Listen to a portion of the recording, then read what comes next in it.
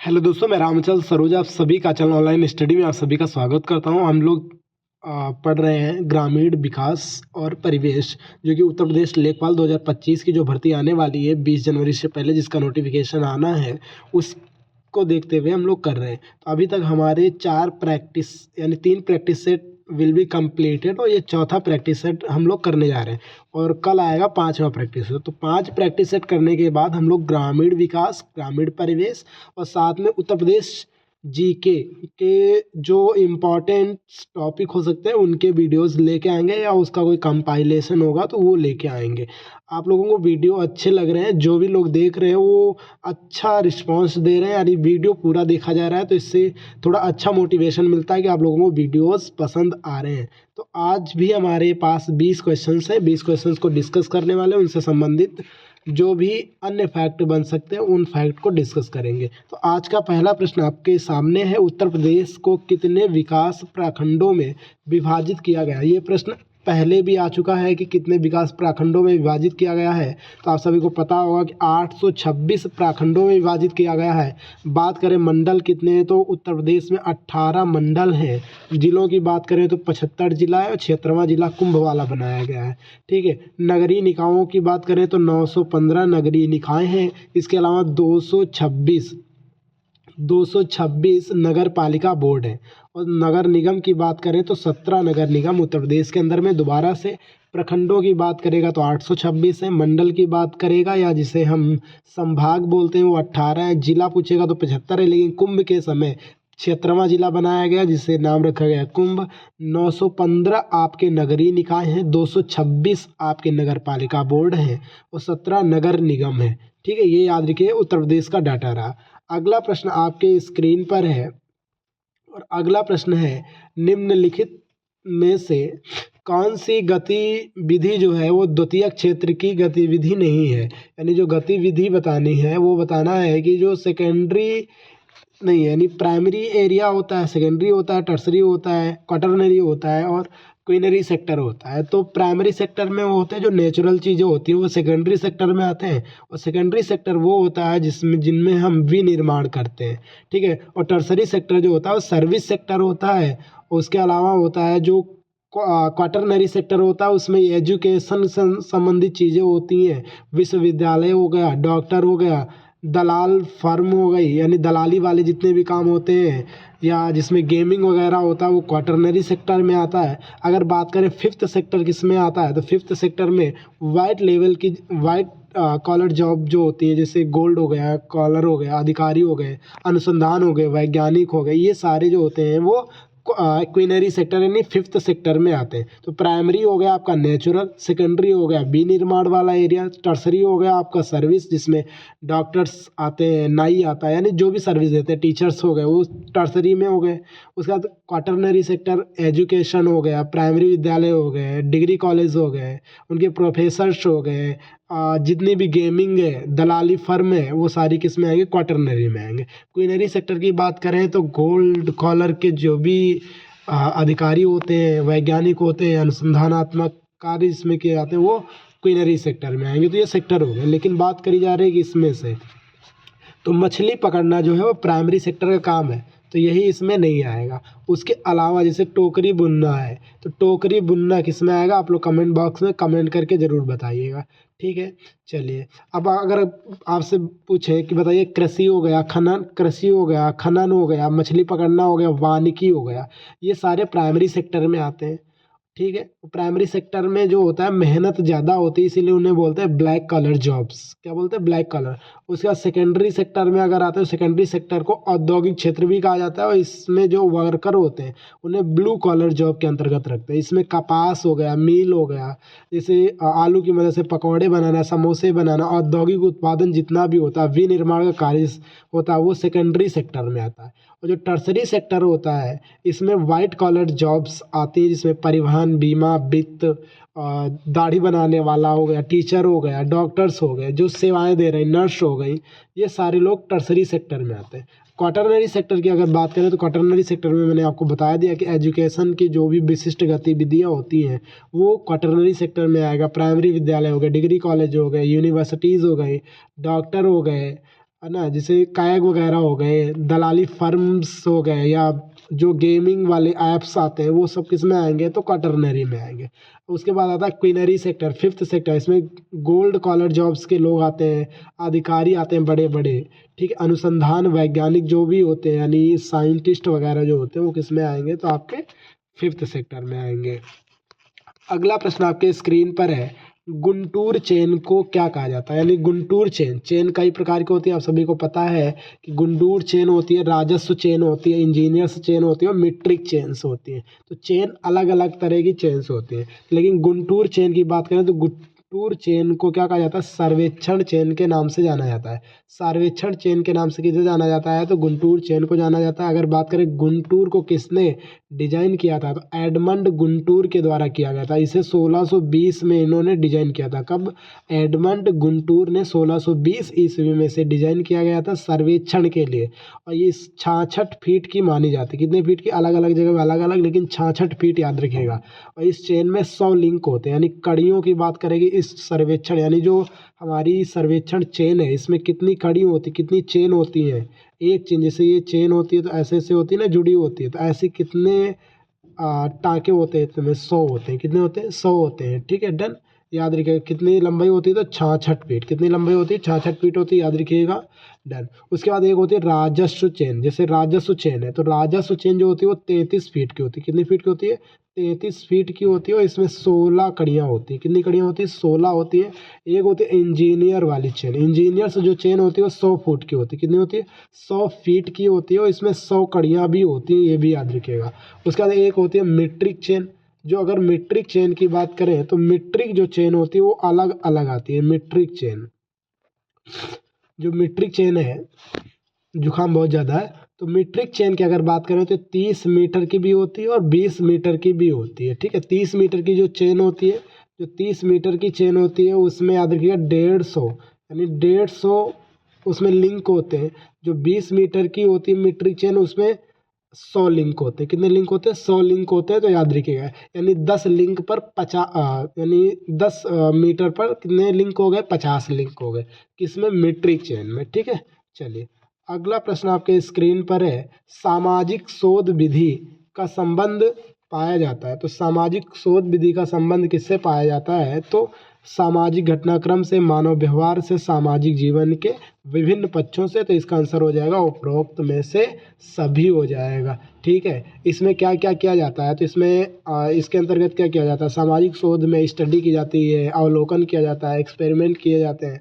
उन डाटाओं का जब अवलोकन किया जाता है तो वो एक उसको कंक्लूड करके बताया जाता है कि हाँ वो समाज कैसा है, सामाजिक घटनाक्रम क्या है, मानव व्यवहार क्या है, सामाजिक जीवन के बीच विभिन्न तरह के उसके पक्ष क्या क्या हो सकते हैं, वो यहाँ पे फिर निकाला जाता है, कंक्लूड करके रिजल्ट क्या होता है।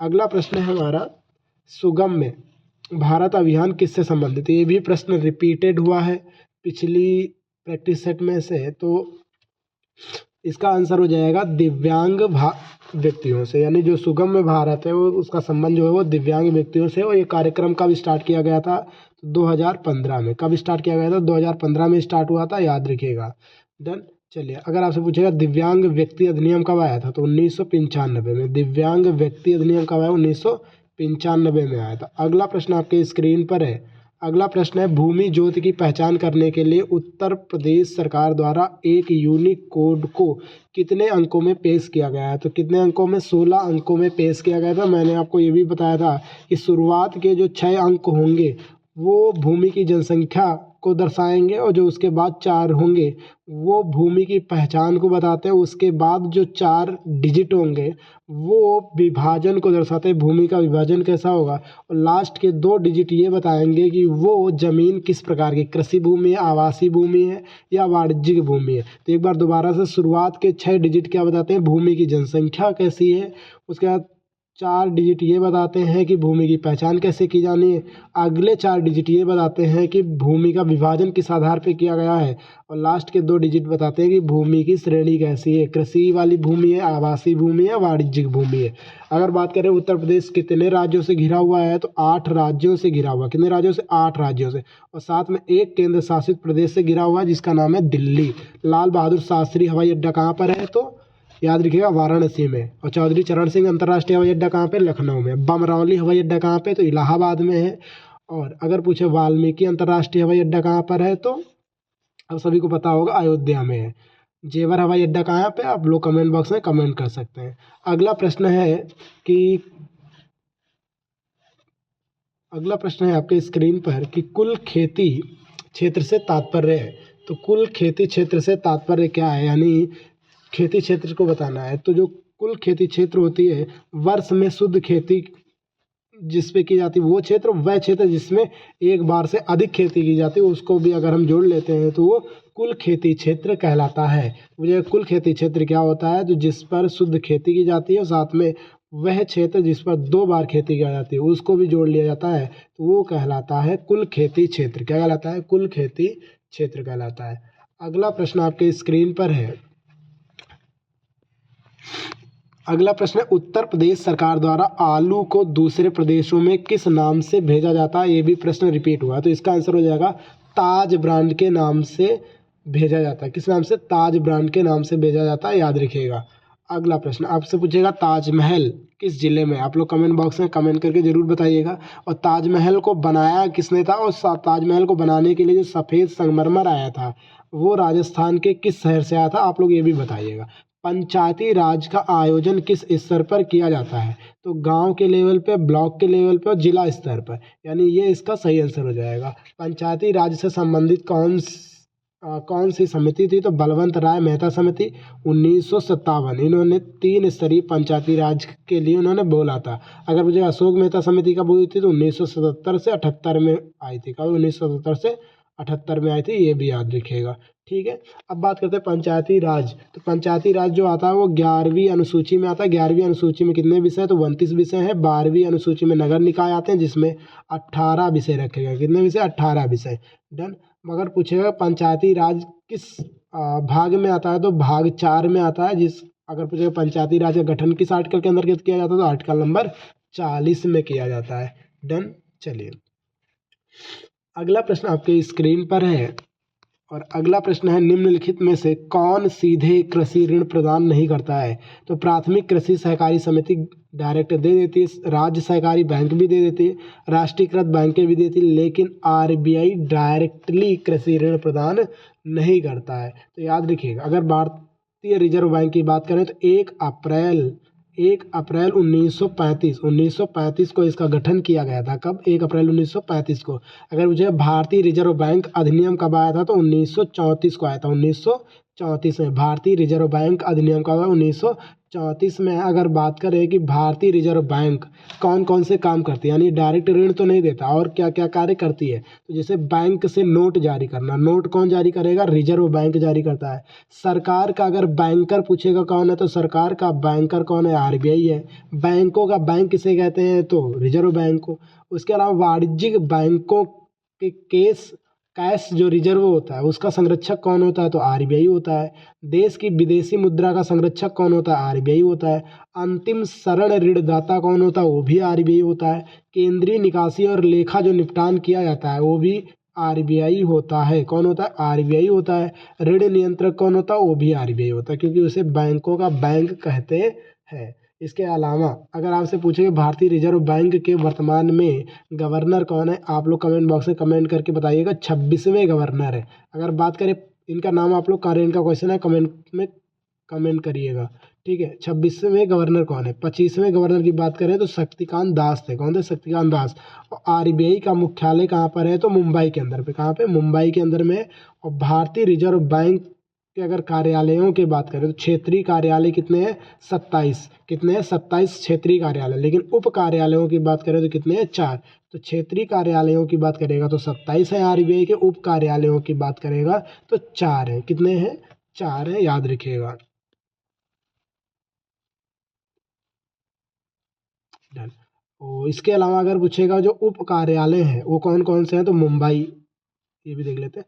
मुंबई में है एक, और एक आपका कोलकाता में है, एक आपका दिल्ली में है और एक आपका चेन्नई में है। इसे कभी कभी आरबीआई के 4 क्षेत्रीय कार्यालय भी कहते हैं, लेकिन वो कितने हैं? 27 हैं। उप कार्यालय की अगर बात करेगा तो कितने हैं? तो वो 4 हैं। मुंबई हो गया, कोलकाता हो गया, आपका दिल्ली हो गया, चेन्नई हो गया, तो कितने हो गए? 4 हो गए।